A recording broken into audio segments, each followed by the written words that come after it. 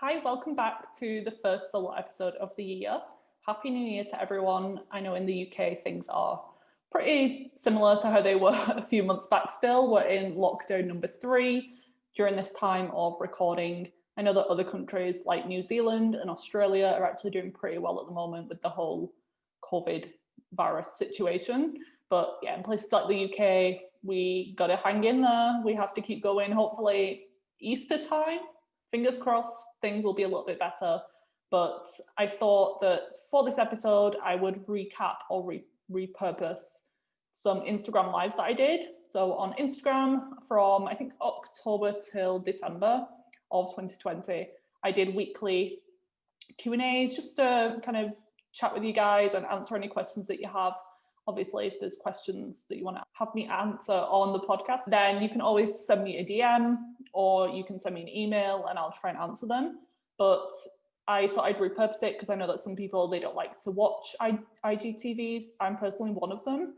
I have IGTVs on my profile, but I personally like to listen to things and not have to sit down and watch a video. Plus, I'm one of those weird people who listen to everything in 2x double speed. So you can't really do that with an IGTV. So for those of you who are the same, or maybe you did listen to the IGTVs, but it's always good to recap, then this episode is going to be for you. And the next few solo episodes that I do, so probably one a month, will be in this similar format.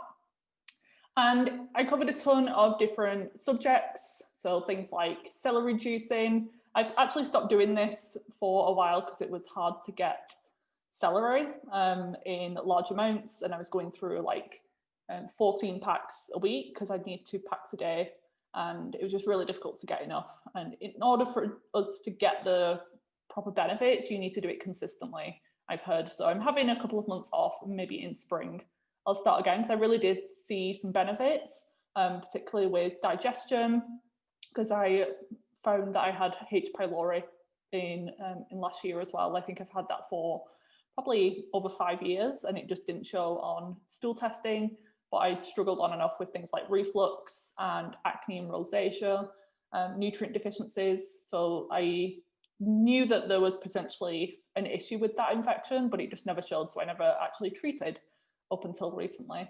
And with H. pylori, it's a bacteria that lives in the stomach and it can suppress your stomach acid, and in order to recover from that, you need to heal that issue. Obviously get rid of the bacteria first, but then restore with things like sodium and B vitamins and zinc, and the celery juice really helped me do that. I haven't yet retested. I'm actually waiting for my GI map results over the next few weeks, and so maybe I'll share on Instagram if you stay tuned. But yeah, we'll talk about celery juicing and my reasons for doing it, what I benefited from during that time, how to home test for mold, so things like the ERMI test I talk about, PMDD, so premenstrual dysphoric disorder, and how that differs from regular PMS, antibiotics, parasites, histamine issues, hormone replacement therapy, especially for someone with hypothalamic amenorrhea or missing periods due to stress, undereating, overexercising, those things, yeast and candida, autoimmunity, hormones and fertility. So a wide range of subjects. So hope you enjoy it. Let's get into the episode. Is anyone else on the celery juice trend? Did you see my 10 packs? That's all that they had. I would have bought more if so, but I bought 10 packs of celery. I spent £10 on them earlier, and it's because I'm doing celery juice. I've heard of this for many years now from the medical medium, but I've decided to give it a try because I don't like to shun or diss anything that I've never done myself. Some of his stuff, like removing eggs because of the viruses, I'm not massively sold on. And the vegan diet, as you probably know, that's not my vibe. But I'm happy to give the celery juice a try because to me it actually makes sense. So it helps to remineralize the body. It's high in minerals like sodium and potassium, which my recent H2MA hair mineral test showed that I was low in. And having had a H. pylori infection probably for the past 5 years, it's only been detected in the past couple of years, but it's still there, still causing issues with digestion and absorption by the looks of things. So it's going to help me to recover my stomach acid now that I've hopefully cleared it with another antibacterial protocol. So I'm using it as a therapeutic tool. You can't just add it in and expect for all of your symptoms to clear up. That's probably why it's gotten a bad rap, but it could be used as food as medicine, just for its special nutrients. So I shall keep you all posted and updated as to how I find it, but I'm excited to give things a try. I'm a bit of a guinea pig when it comes to health. So if anyone's on live and you're wanting to ask questions throughout, I'm going to be staying on for about 30 minutes, so please leave them in the comments. But I've got a lot of questions here from Instagram yesterday, and I asked you to post any questions that you had. So we'll get started now. Someone asked, can you still have low progesterone if your luteal phase is 11 to 12 days? Example, how to know if progesterone is optimal, I think she's trying to write. So yes, you can still have an 11 to 12 day luteal phase with low progesterone. At least you're producing some, it sounds like, and someone with a 14-day luteal phase leading up to a period can still have low progesterone. So obviously the length and the duration of that progesterone is good for things like fertility, because that's going to allow the egg implantation to happen much more likely. But yes, you can still have a 14-day luteal phase, which is considered like optimal, but have very low progesterone levels throughout. Did I test or inspect my new apartment? Mine is 8 years old, but the bathroom smells a bit musty. I personally didn't. I don't know if that's a good or bad thing, but it is an old building, but it was completely ripped out and renovated. And I have the nose of a bloodhound when it comes to mold now. So when I went in, I could just tell it was clean, safe, pure environment. So I didn't want to spend the money on testing because I had a lot of stuff to pay for in terms of my mold detox and new furniture and all of that. So I prioritized, but if you are struggling with your health and you're unsure, then it's always worth paying like £200, £300 for a mold test. I personally recommend the ERMI test if you're going to do them, and I think it's the dust test or the cloth Swiffer test. So it's really worth speaking to the company. There's ImmunoLytics, or there's, what's the other one? ImmunoLytics is the only one that's coming to mind now for mold testing. But if you go back to my mold episodes, I think it's number 79 and 80, then I recommend more on body and home testing for mold. I think I have a question here. Hello, any tips for PMDD? Any thoughts around vegan plant-based diets? So Madeline, I'm not a fan of vegan plant-based diets because I don't think they provide enough nutrients, bioavailable nutrients for female reproductive hormones. And for PMDD, if you're eating a plant-based diet and you have that issue, then that could be why. You actually need nutrients like zinc and iron to regulate your mood. So it could be that you're not having enough or absorbing enough, because on paper, some of these like lentils and spinach look like they have a lot of nutrients and minerals in there, but when you actually absorb them, or when they get into the body, it's very hard for you to absorb them because they are bound to anti-nutrients or things like lectins in the system. So for PMDD, it's kind of like a more extreme version of PMS. So kind of all the same things apply, making sure that your blood sugar is regulated with enough animal protein would be my top recommendation. And if you're wanting to transition, then obviously start slowly with more fish and eggs and seafood, as opposed to like a big chunk of steak. You're probably not going to do that. So blood sugar, sleep, stress management, gut health, detoxification, making sure that you're clearing that excess estrogen or estrogen out from the body, and supporting your progesterone with stress management, but maybe vitamin C might be useful for you as well, but check with your practitioner. Would I recommend only using Megaspore probiotic after taking antibiotics with a practitioner? Not necessarily. So I recommend Megaspore probiotic, which is a spore-based probiotic, pretty much to anyone, regardless of if they've been on antibiotics or not. But definitely that is a key time to take it after antibiotics, when you're traveling, when it's cold and flu season. So if you're pretty healthy overall, then maybe cycling in the probiotic every 3 months or a couple of times a year could be a good option. If you can, taking it daily. And unlike other probiotics, you don't really need to rotate them. So that's a common like selling point, you need to try my probiotic, you need to switch it up. But with the spore-based probiotics, these are actually types of bacteria that we've evolved with. So you don't need to like take 300 billion probiotic colony forming units.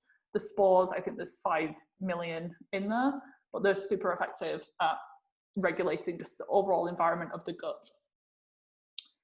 I see a question here. What if lactose intolerance is an issue? So you don't need to go straight for dairy necessarily, Madeline. That would be a later thing to consider. I'd start with the animal protein, so eggs, fish first, just to get your body used to it. And if you have lactose intolerance, then maybe avoiding milk and just having things like cheese instead, if you want to tolerate dairy, if you can tolerate it otherwise. But there is a link with hormonal imbalances and dairy for some people, so it might not be the best option to go straight for if you also have PMDD. How to increase cervical fluid?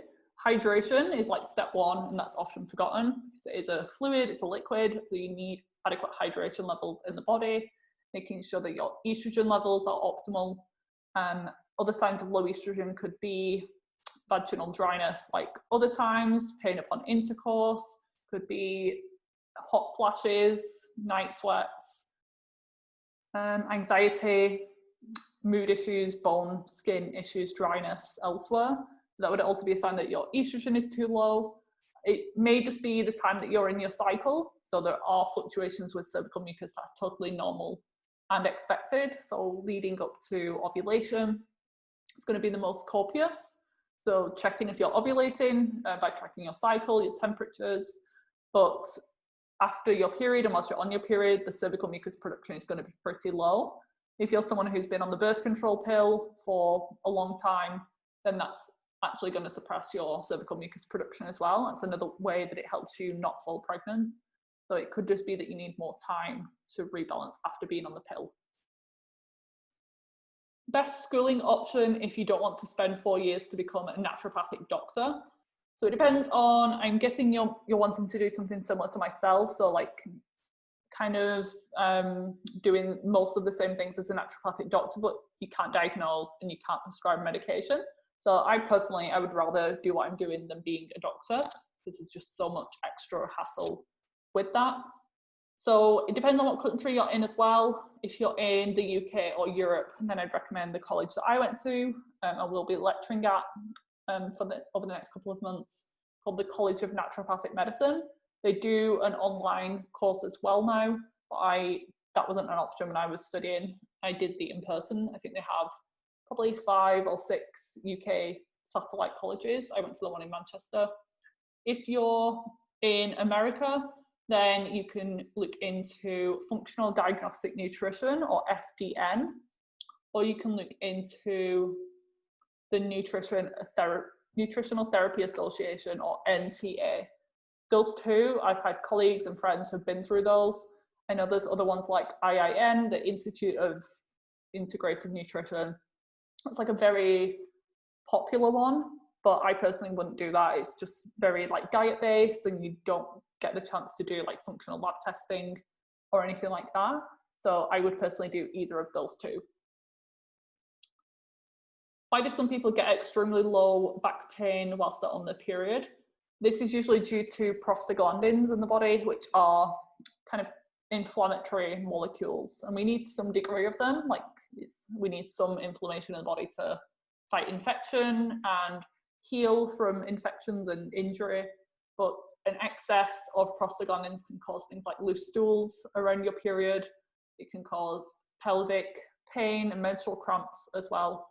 So I would look into the types of fats that you're eating, because a lot of the action of prostaglandins are influenced by your omega-3 to omega-6 ratio.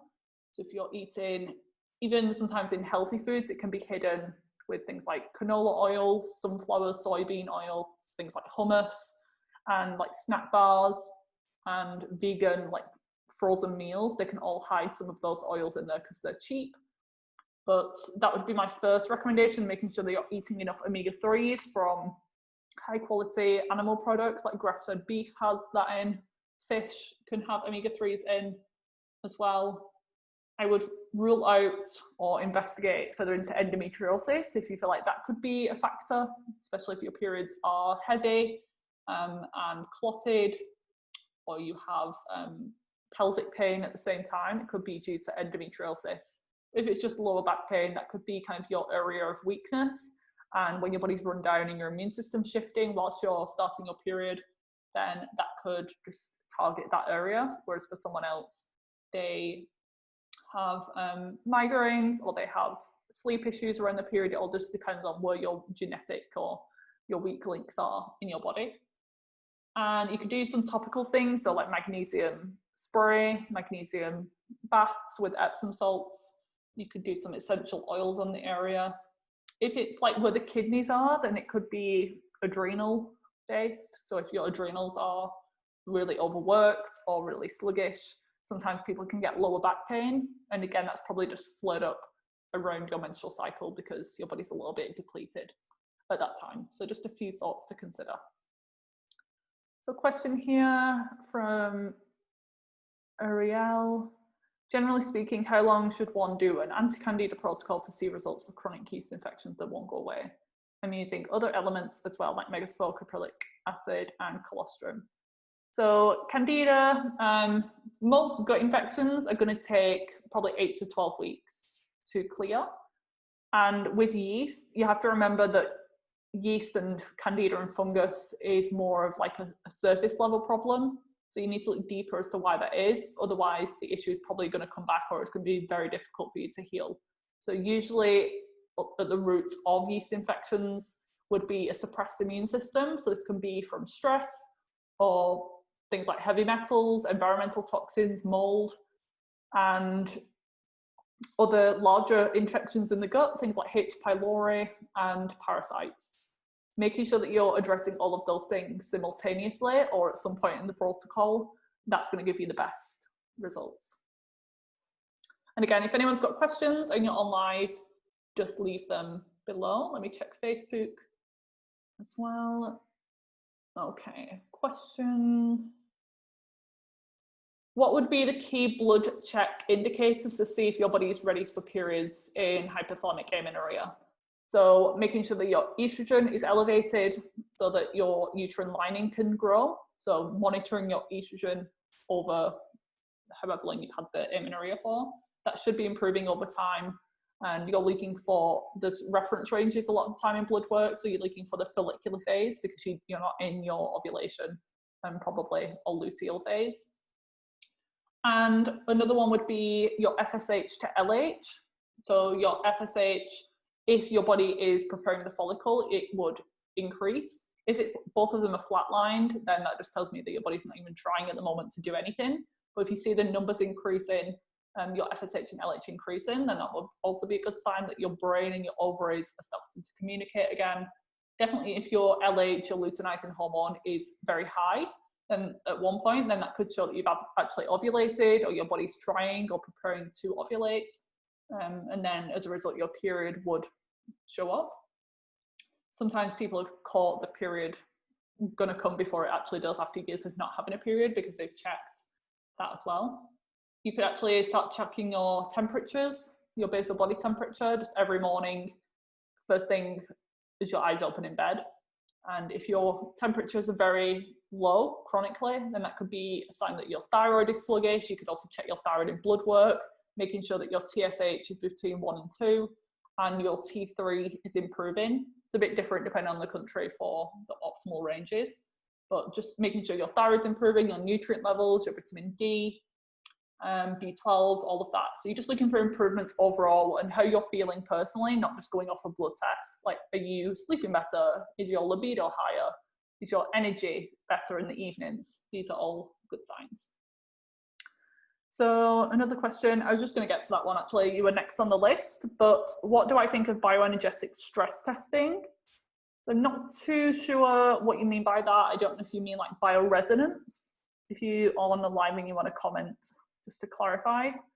But bioresonance, I've never done it personally, but I really want to, and I do believe that it can be really accurate. I've had people chronically sick, nothing's ever shown up on blood work, even dysfunctional lab tests, and they've had bioresonance, and it shows things like parasites and mold and viruses and all of these things.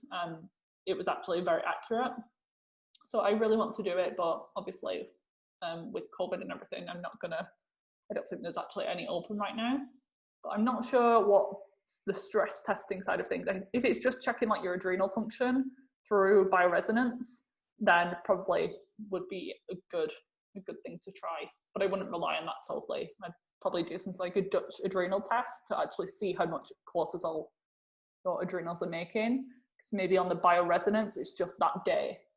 Like if it's been a particularly stressful morning, your adrenals are going to be a little bit different. Whereas the Dutch, it gives you a better average as to how well your body's functioning over the past few months. Do you need to be cautious of vitamin additives or supplements when you have a histamine intolerance? And I'll combine this with another question, because someone asked what supplements can trigger acne. So with histamine issues, yes, they're called excipients in medication or supplements can actually trigger the immune system and make things worse. So you need to be very careful. And that's why people get given allergy medications by their doctor, and maybe it's got titanium dioxide in there, or it's got a little bit of lactose.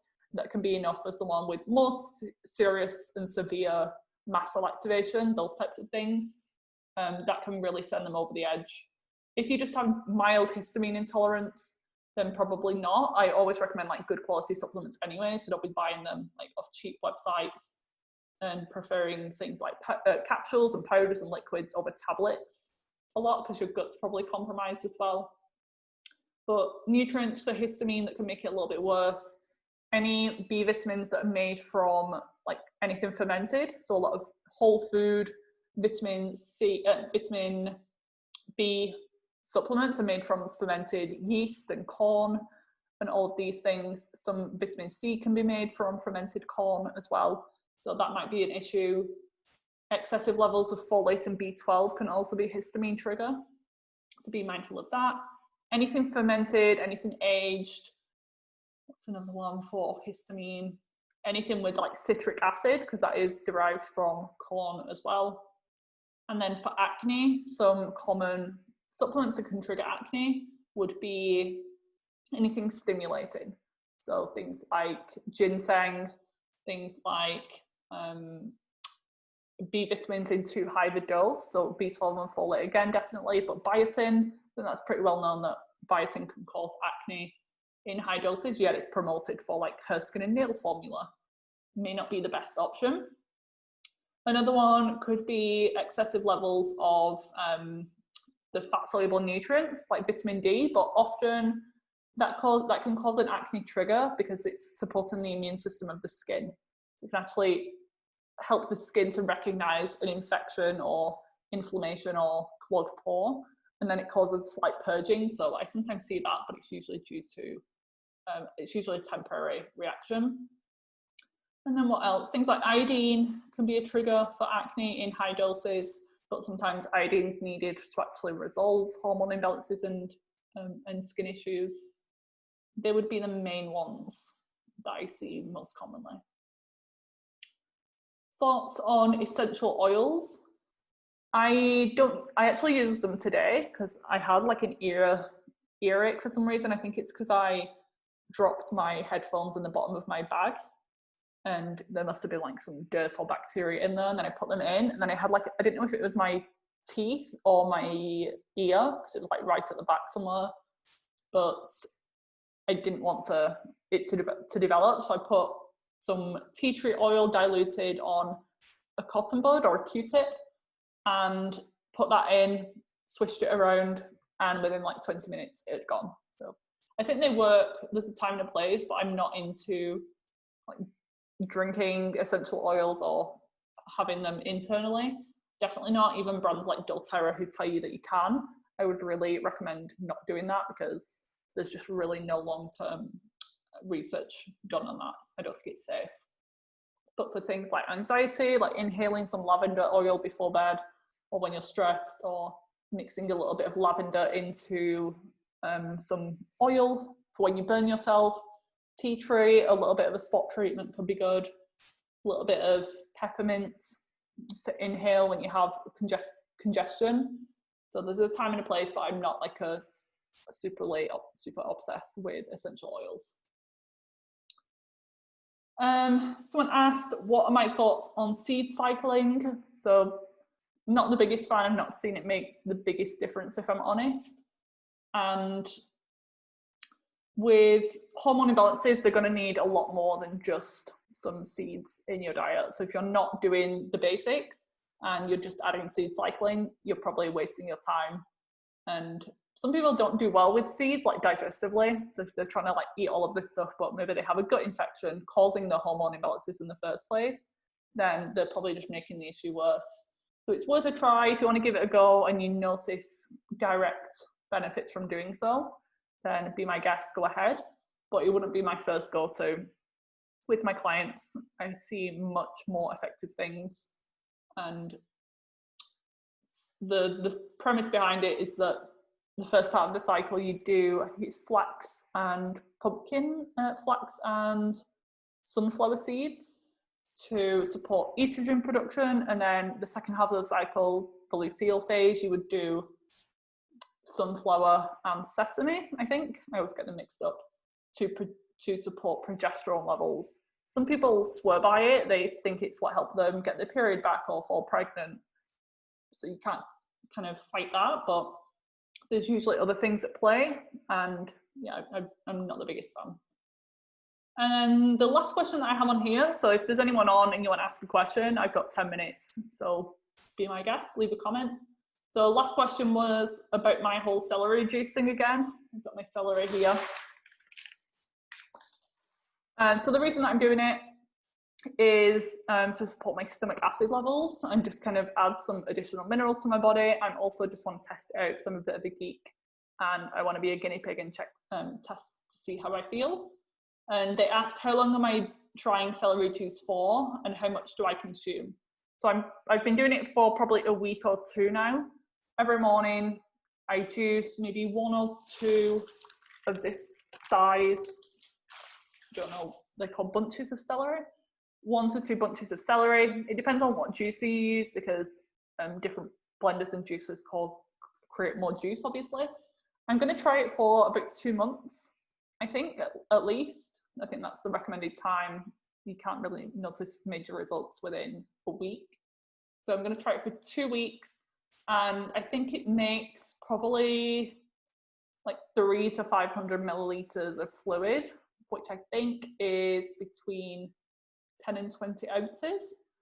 I don't know, I get confused with this, but I think that sounds about right. Basically like a glassful, but always start slowly, work your way up because it can cause a bit of a detoxification reaction. And I always make sure that it's not freezing cold as well and keep it in your mouth for a little bit to warm it up. Otherwise it can be a little bit cold on the gut. And I believe that it's best had on its own, so you don't really mix anything else into it. I know people say like, why can't you just blend it into your smoothie or just eat the celery on its own? But it's actually just the pure celery on its own that's the most effective, so not even adding any lemon or herbs to it. So I'm just going to do as it says, see how it goes, and we'll keep you posted on social media. When in the healing process should you get rid of parasites? So this is a good question because with usual gut infections, you have to prepare the body and kind of wait till towards the end before you actually do something about it. So for example, with SIBO, small intestine bacterial overgrowth, you can't just go straight in and kill off or attack the infection because you're probably going to feel terrible. So you need to spend a couple of months, depending on the person, building up the adrenals, strengthening the immune system, addressing any constipation or any poor detoxification first. And if SIBO is still a problem at that point, depending on how severe it is, sometimes it can just kind of resolve on its own when you address the thyroid and the motility. But usually it comes last when you're dealing with something like SIBO or Candida overgrowth.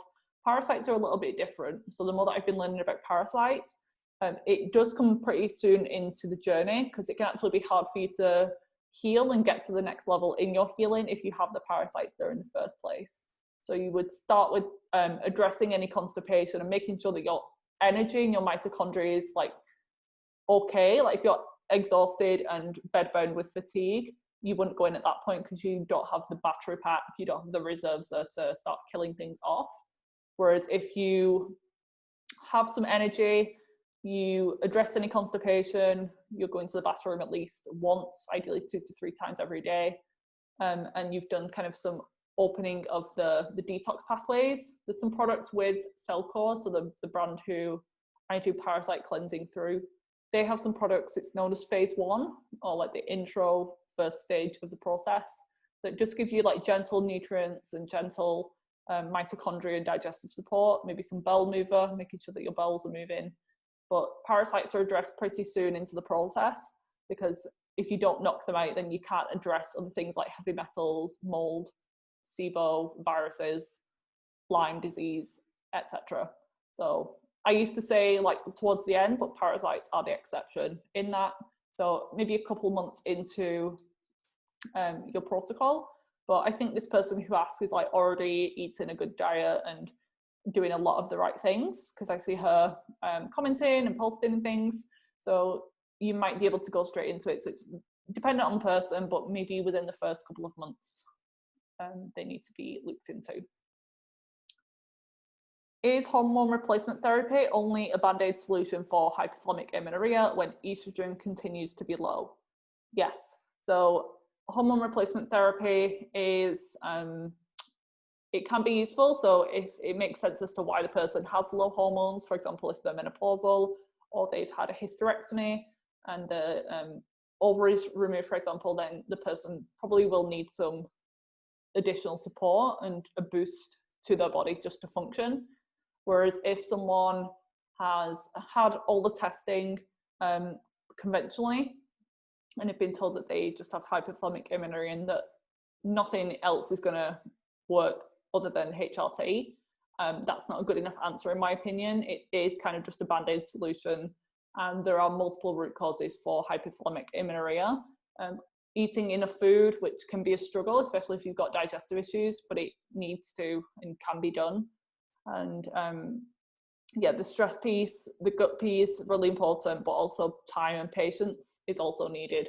But everyone needs to do what works best for them. If that in your heart of heart feels like the best option for you to do, just to give you peace of mind with your bone health and things like that, then you have to kind of do that. I personally went 2 years without a period. Maybe you could consider that being a little bit longer. Being on the pill for 2 years, that's not a real period. But doctors do try and scare you into thinking that your bones are going to crumble if you don't have your period for a couple of months. Obviously, it's not a good sign, and it's not a sign of overall health, but I just feel like there's so much more that can be done. How to support my gut after food poisoning. When your body has food poisoning, it's already doing a good job on its own at getting the infection or the problem out. So that's why you have diarrhea, that's why you have vomiting. Your body does it on its own. And if you think evolutionarily, we wouldn't have all of these products and probiotics and things to turn to. So when the gut is free from irritation and free from any toxins or irritants, it does heal and regenerate on its own within about 3 days' time. So obviously when we talk about leaky gut and it has some permeability, it's going to take a lot longer for most people than just 3 days, but that's because there's multiple factors involved. So if it's just food poisoning, you may not need to do anything, but I always like to just give my body a helping hand and provide things like probiotics. So my personal favorite are spore-based probiotics, not just the regular Lactobacillus bifidobacterium. They don't really do much good, in my opinion. The brands do vary, but I prefer to use spore-based probiotics, which are clinically studied and they're shown to do a ton of things, but particularly with leaky gut, there's been studies that in 30 days they reversed or really dramatically reduced leaky gut markers, which is amazing kind of research that's been done from the team. It's great for acne even, metabolic syndrome. So my first go-to would be the probiotics. You can also do easy to digest foods. because going in with like big bowls of salads and grains and nuts and seeds, complex, cold, like harsh meals, when your gut's sensitive, then you're just kind of making the issue worse. So think of your gut as being like a baby's gut. You want to do lots of warming foods, soups and stews and broths. Bone broth can be great as well if you're tolerant of that. If you're tolerant of fermented foods and you don't get kind of histamine reactions from that, that can be good for just some general beneficial bacteria and prebiotics as well, prebiotic fibers. But some fasting can also be good. Depends on the person. If you're like very underweight or malnourished or struggling with adrenal or thyroid issues, then probably not. But if you're like pretty robust overall, you could do some gentle fasting, because that is really just allowing your gut to take a break and just deal with the problem. Sometimes you're actually turned away from food anyway naturally. Your appetite's suppressed, so most people just ignore that and just push through. But animals do the same. When they're sick, they don't eat like 3 meals a day. They just rest, and then your appetite will come back when your body's ready to accept the food. And herbal teas can be great as well. So things like ginger, marshmallow, and slippery elm can be good if you can tolerate that one. Chamomile can be very soothing and calming to the gut, especially if there's lots of cramps and spasms. So they are just a few examples. So if you're on live and you have any questions, you can put them in the comment section. Let me check Facebook now if there's any questions. Nope, so you can ask them, but I'll prioritize the pre-submitted ones from yesterday. Okay, so how to check for parasites if the basic stool test came back clear. So this is a thing, and this has really been emphasized for me with my own personal parasite experience. I've done stool testing. I do at least one stool test every year up until now, for the past 5 or 6 years. And initially they did show with parasites like 3 times in a row. They were quite tricky to get rid of, and I eventually cleared them. And then for the past few years, it's come back negative for parasites, but I don't believe that that's true, because even the best stool tests like the GI map, which is a PCR test, it's only checking for like 7 out of potentially hundreds, if not thousands, of parasites. So to say that you're completely clear just because the stool test has come back negative, I don't believe that is true. So I would probably just assume that you have them if you've never treated. If you're from countries that maybe don't have the best sanitation, maybe you do a lot of traveling to third world countries, or even just you've been in a lot of international travel. Maybe you eat sushi regularly, maybe you eat pork, maybe you have animals and dogs and let them lick your face or sleep in your bed. We deworm our pets, hopefully, on a consistent basis, but we don't think that we have a problem, even though we are also mammals. And you can go off symptoms as well. So if your symptoms get worse around the full moon, and there's a full moon coming up at the end of the month, so be mindful of your symptoms and the patterns with them. But symptoms like teeth grinding and anxiety, maybe your sleep gets affected, you get insomnia, you get irritable, your digestive issues get worse, you get headaches, teeth clenching. I think I've said that one. But yeah, these are all really good signs that you might have a parasite. And I had Dr. Todd Watts on, who's like the parasite guy, and he famously says, if you've got a pulse, you've got a parasite. So I'll leave it with that one. Lichen sclerosis can be an autoimmune disorder, ? Yes, it is an autoimmune disorder. So I have another question on autoimmune, so maybe I'll skip to that one now. But lichen sclerosis is one of them. And once you have one autoimmune condition, you're more likely to develop another one. So other examples would be lupus, Hashimoto's thyroiditis, psoriasis, rheumatoid arthritis, celiac disease. So it all depends on your genetic predisposition and your genetic weak links as to where this autoimmune attack appears. So yeah, let's go on to the next question. What are the first steps if diagnosed with an autoimmune condition? So in order to develop an autoimmune condition, 3 things are needed. That genetics, so either mother's side or dad's side, even if they weren't formally diagnosed, maybe maybe they were just healthy and didn't express those genes, or maybe they had some just lingering health issues but were never diagnosed. Maybe they were overlooked. So for example, celiac disease is where the intestines are the focus of the autoimmune attack. Psoriasis, it's the skin that's the focus. Hashimoto's, it's the thyroid, and so on. So first steps would be, well, I'll go through the other two things. So you need genetics, you need a leaky gut, so intestinal permeability, and you also need an environmental trigger. That could be a viral infection, that could be food poisoning, that could be a divorce or a major stress in your life that then activates the genes and allow the autoimmune process to start. So the first steps I would do would be to work on gut health, because that's where the home of your immune system is. And with it being an autoimmune condition, your gut really is the focus. So there's probably some bacterial imbalances going on. SIBO is very commonly linked to autoimmune, as are parasites, yeast overgrowth, and on the GI map stool test, there's certain bacteria that are in a section called autoimmune triggers. So things like Klebsiella and Citrobacter. Prevotella is the main one that's linked to rheumatoid arthritis. Another one is Fusobacterium.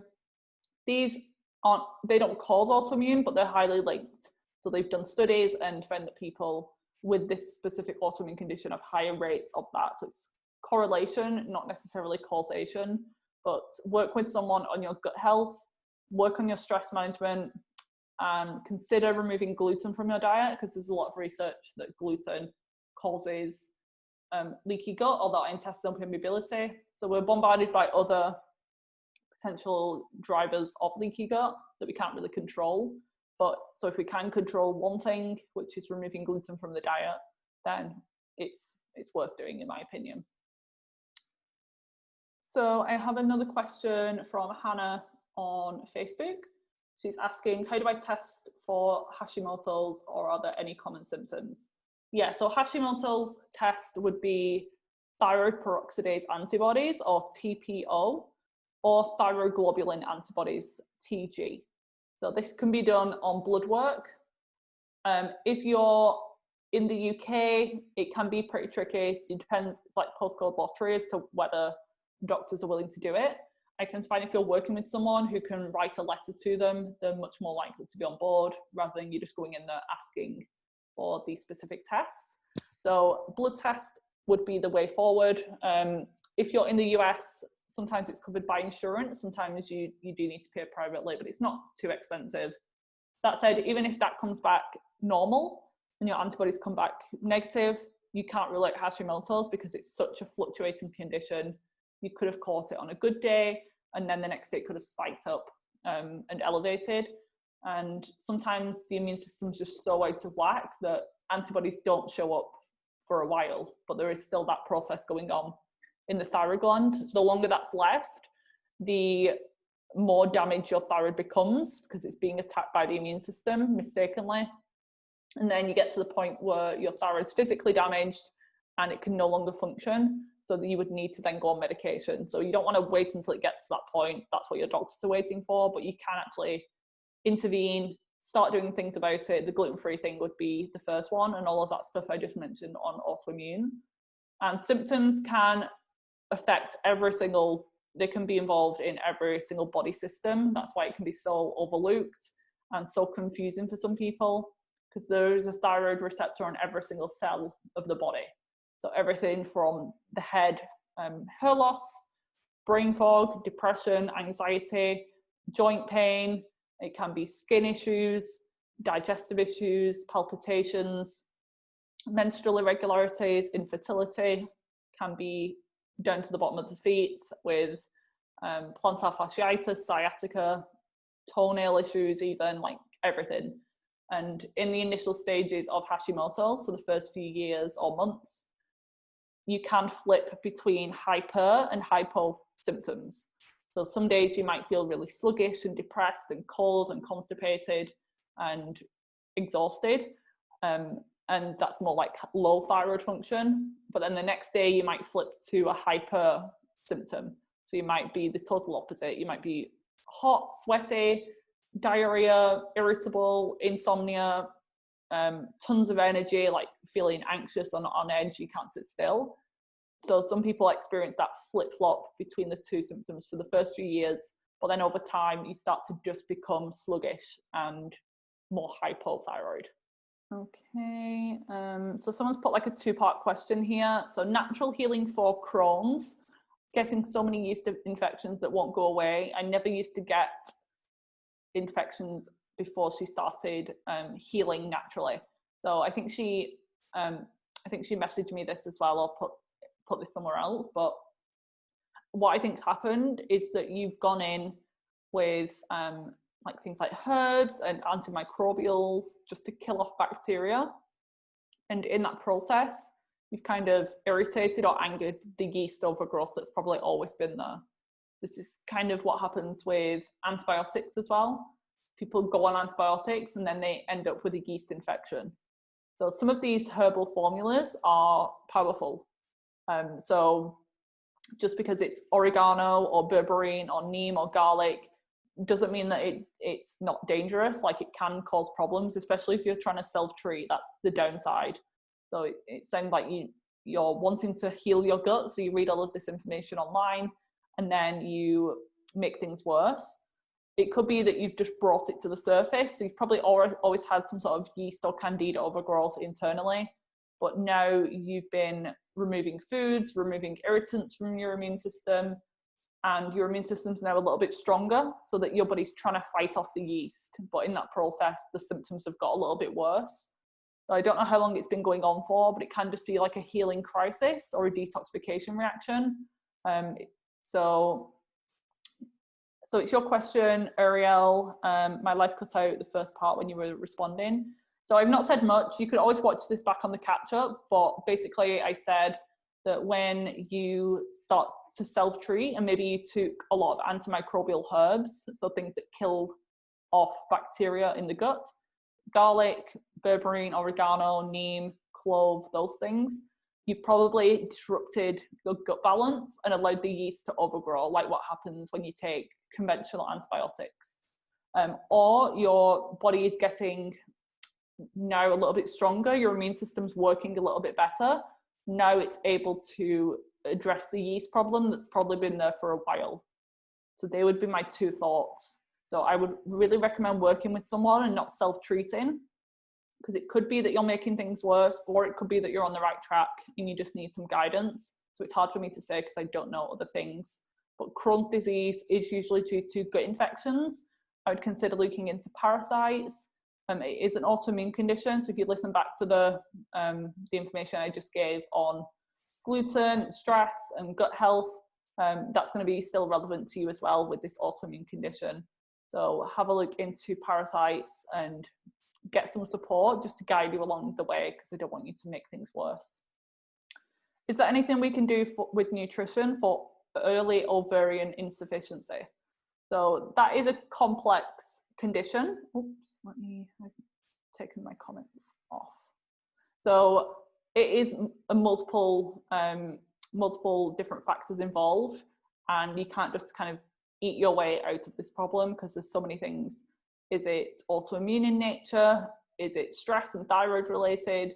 Is it poor gut health? Do you have a chronic infection or heavy metals, environmental exposures?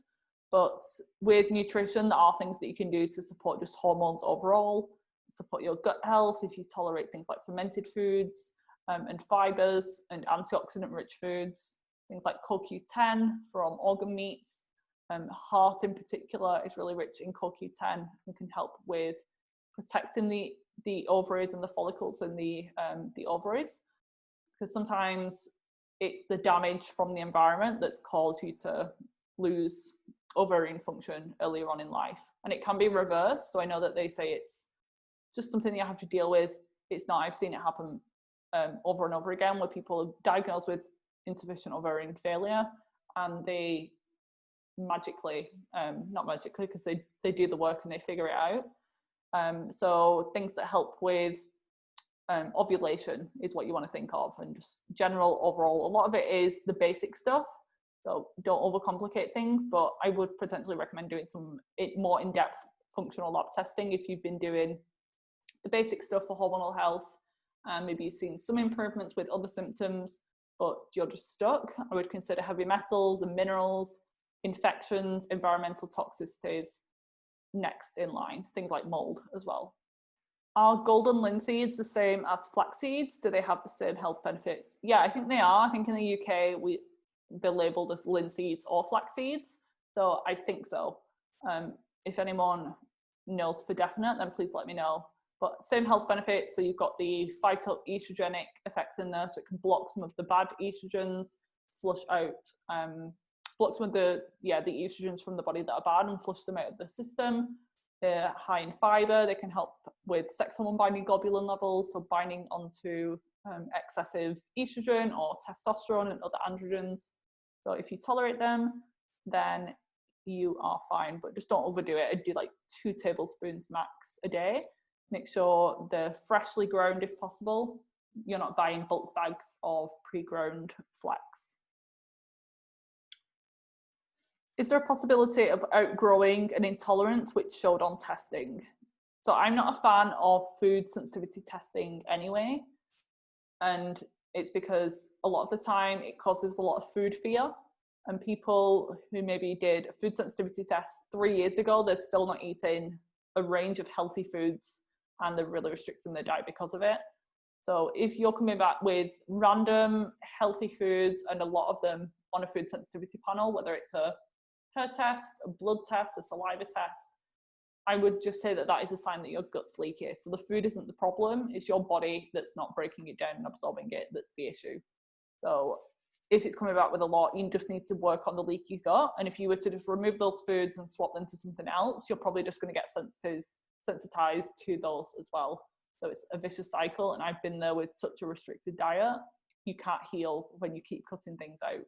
So you can definitely outgrow an intolerance. It's because it's not a real long-term intolerance in the first place. You don't have an allergy. By the sense of things, you probably can't outgrow an allergy unless it's driven by something like parasites with a dairy allergy. But with sensitivities and intolerances, they're just temporary a lot of the time. So if you avoid them or work on healing the gut simultaneously, you should be able to add them back in. Your diet should be as varied and diverse as possible. So my answer is yes, and I see it all the time. And I don't like the food sensitivity test anyway. The same person had some questions on practitioners specializing in nutrition and gut health for children.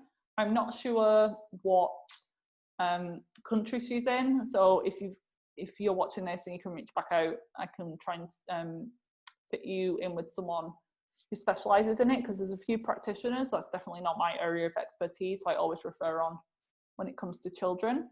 But she also asks specific tests for a child who has digestive or bowel issues. So as I said before, I'm moving away from the stool testing with everyone. They do still come in useful. I also like organic acid tests, and they're probably good for children as well because it's a urine test. So that might be a little bit less invasive and easier for them to do and for you to collect. But yeah, digestive issues. So the stool test would look at absorption levels and some parasites, bacteria. The organic acid test would give a better overview into fungal markers and yeast, and some bacteria as well, so dysbiosis. Make sure that they've been tested for celiac disease, if possible, and multiple times as well. You can't just take one test as gold and run with that. So celiac testing, markers of calprotectin, which is an inflammatory marker. Your doctor should be able to do this as well. So just make sure that they do some investigation, because it's not normal. They might just try and blow you off, but make sure that they investigate further. So I would say testing may not be necessary. If you work with someone, they might just be able to help you navigate the diet and the nutrition and the supplement side of things. Some, depending on the age, probiotics can be good. Again, I like the Megaspore. Some of the Cellcore products, like the Parasite cleansing, might be a good option as well, but make sure you have someone advising you on that. So question on how to correct low progesterone. So the goal is to reduce stresses on the body, which is a number of different things. So mental and emotional stress, obviously, energetic stress. So if you have some sort of limiting beliefs or traumas, that's going to massively affect your hormones. So that's the hard stuff to deal with, but you need to address that at some point. You can't just out supplement your way. There are supplements that can be a band-aid, just give you some symptomatic relief, like Vitex. Vitamin C has been shown to help boost progesterone as well, things like B6 if needed. But stress management is key, so making sure that you're eating enough food, you're not deficient in particular nutrients and minerals, particularly zinc and iodine, really important. Check your thyroid, make sure that you're not Hashimoto's or sluggish thyroid, not necessarily diagnosable levels. You don't need medication, but suboptimal. I see that all the time. Are your adrenals really depleted? Are you over-exercising? Are you not exercising at all? Are you really stagnant? So they should help to strengthen ovulation, and therefore that will have a knock-on effect on progesterone. And investigate PCOS as well if you also have other symptoms indicating that. And I just saw you asked a question about enemas. Yeah, I love them. Depends on the person. If you've got like inflammatory bowel conditions or you have like really depleted electrolytes, then probably not. But they've been probably one of the best things that I've ever done for my health, because they're really great at supporting the liver detoxification, the gallbladder, the bile flow, which can be congested a lot of the time, leading to hormone imbalances. So I'm a fan as long as you do them correctly. And I like using the coffee enemas as opposed to just water enemas for a little bit more of a boost. Okay, I'm going to answer a few more questions and I'm going to finish up. So let's see, I had one here. Have you heard of histamine intolerance being linked to infertility? Yes. So it's not directly causing the infertility, but it's in a roundabout way. So histamine intolerance can be linked to poor gut health. Poor gut health can be linked to infertility, hormone imbalances. Histamine intolerance can be linked to estrogen dominance, so high estrogen in comparison to progesterone. That can be linked to infertility. Histamine intolerance can be linked to environmental toxins like mold exposure, heavy metals, and that again can be linked to infertility. So they are linked, but not directly, if that makes sense. But yeah, you need to address the root cause, and there's a number of different things. I have a couple of blog posts on my website, and I've mentioned it a few times on my podcast if you're wanting to learn more about histamine, because I've definitely struggled with that. I actually did a recent podcast and post, I think it was Monday's post on my feed on the role of copper even. Copper gets a bad rap when it's too high, but when it's too low, it can also impair the breakdown of histamine in the body. So that's an issue that I've been dealing with recently. So very last question, let's see. How to correct adrenal fatigue, downstream progesterone. I'm not sure what you mean by that. If you can quickly clarify in the comments. So I'll just answer I'm not sure what you're meaning by the progesterone connection, but adrenal fatigue isn't really like a real term. I understand what you mean, and the symptoms are definitely real, but what's actually happening is the adrenals aren't getting tired and worn out. The brain is turning off or turning down the adrenals because it's trying to conserve energy, it's trying to slow you down, it's trying to make you heal and rest. So it's really a brain issue. It's coming back to like, why is your brain feeling so sensitive? Why is it so protective at the moment? And that can be for all of those same reasons as low progesterone that I just mentioned. So there is a connection with the adrenal fatigue, because if your adrenals are really tanked or your cortisol is extremely high, that's going to be turning down the fertility centers of your brain. Because if your environment is potentially unsafe, and your body doesn't know the difference between a real and perceived stress. So a real stress being chased by a saber-toothed tiger versus sitting on the sofa or the couch worrying about your bills, it causes that same physiological response in the body. So that will tell the body it's not safe to have a potential baby at this moment in time. So I'm going to make you less fertile just in case. So that is the connection.